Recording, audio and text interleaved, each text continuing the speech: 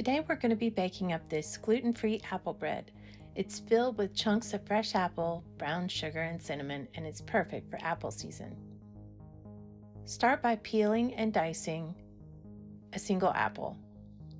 I've used a Golden Delicious here, but you can use your favorite variety.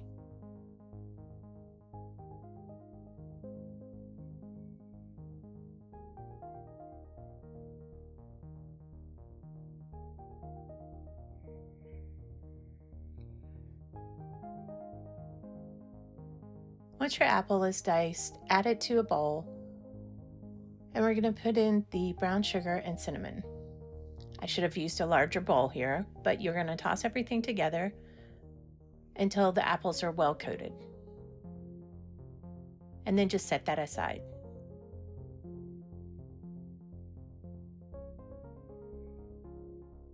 Next, we're going to combine our dry ingredients. We're going to add gluten-free flour, sugar, baking powder, baking soda, apple pie spice, and salt, and then whisk everything together until it's really well mixed.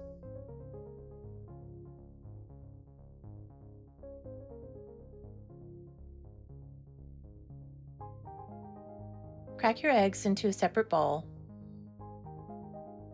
and then whisk them together until they're really frothy so that they look like soap bubbles.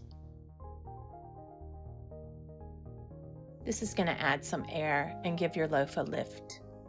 Then we're going to add in the melted butter, the milk. I've used coconut milk here. You can use any kind of milk, vanilla extract, and unsweetened applesauce. Now just give this another whisk to combine everything.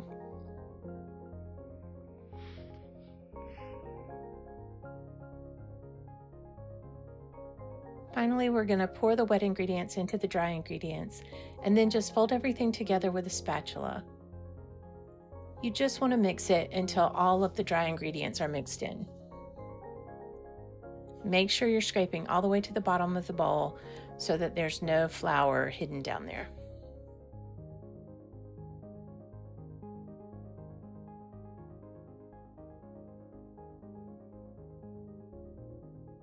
All right, once everything's mixed together, we're going to pour half of the batter into our cake pan. And this is a 9x5 loaf pan, and I have a link for the pan in the description below. Then you want to add half of the apples on top of the batter.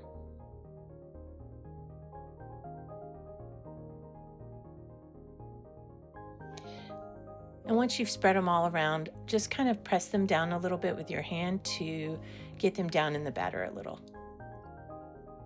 Put the remaining batter on top and make sure you scrape all the batter out of the bowl because you don't want to waste any of that.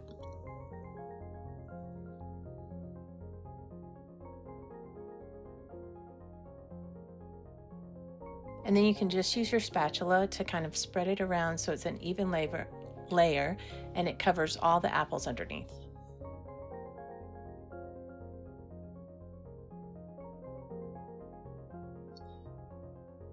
And then we're going to put the remaining apples on top. And this is going to make a nice topping when it bakes up, all the sugar, the brown sugar and the cinnamon on top with the apples. It's just really nice. So I don't think you need an icing or a glaze or anything for this bread. Again, just press them down into the batter. And then we're going to let that rest at room temperature for about 10 minutes, and then we're going to bake it for an hour at 350. And it looks like this.